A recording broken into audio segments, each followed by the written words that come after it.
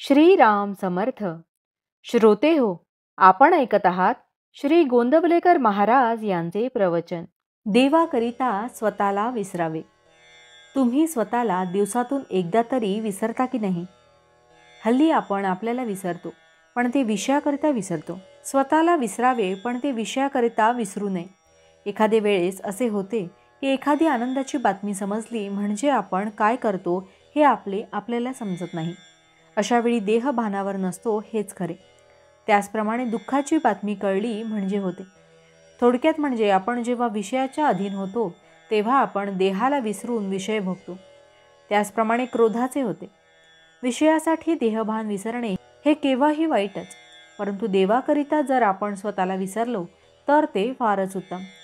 भजन करीत असताना देहभाव विसरून भजन करावे. आपण आता तसे करतो का? भजन म्हणत असताना कोणी ताल चुकला की लगेच आपण रागावतो. ते खरे भजन होत नाही. म्हणून भजन करताना मी देवापुढे आहे आणि तो आणि मी याच्याशिवाय दुसरे कोणी नाही असे मानूनच भजन करावे आणि तशी सवय ठेवावी, म्हणजे देहभाव विसरता येईल. संसारात आपण कोण हे न विसरता संसार करावा, म्हणजेच विषयाच्या अधीन केव्हाही न होता संसार करावा. स्वतःची आठवण ठेवून प्रपंच केला तर तो आपल्याला बाधक व्हायचा नाही. व्यवहारात काम, क्रोध, लोभ वगैरे सर्व काही असावे, पण आपण त्याच्या स्वाधीन न होता त्यांना आपल्या ताब्यात ठेवून वागावे, म्हणजे देहभाव आपोआप नष्ट होऊन जाईल.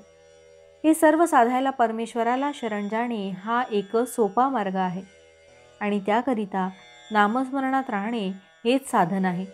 कोणी 12 24 वर्षे साधनात राहूनही काही काम झाले नाही असे म्हणतात आणि यात काही अर्थ नाही म्हणून सोडूनही देतात.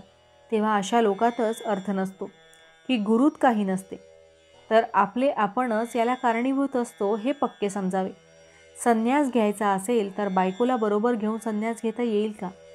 त्याप्रमाणे विषय बरोबर घेऊन गुरुकडे गेलो तर गुरुची खरी भेट होईल का?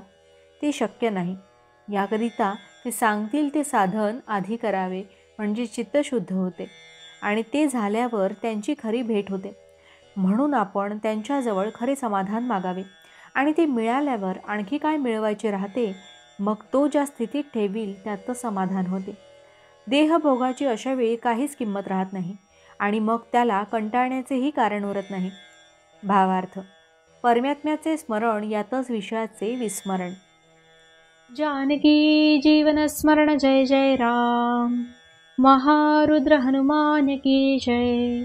समर्थ रामदास स्वामी महाराज की जय. सब संतन की जय. श्री अनंत कोटि ब्रह्मांड नायक राजाधिराज सच्चिदानंद सद्गुरु श्री ब्रह्म चैतन्य महाराज की जय. जय जय रघुवीर समर्थ. आता आपण 13 वेळा नामस्मरण करूया. श्रीराम जय राम जय जय राम. श्रीराम जय राम जय जय राम. श्रीराम जय राम जय जय राम. श्रीराम जय राम जय जय राम. श्रीराम जय राम जय जय राम. श्रीराम जय राम जय जय राम. श्रीराम जय राम जय जय राम. श्रीराम जय राम जय जय राम. श्रीराम जय राम जय जय राम. श्रीराम जय राम जय जय राम. श्रीराम जय राम जय जय राम. श्रीराम जय राम जय जय राम. श्रीराम जय राम जय जय राम. जय श्रीराम.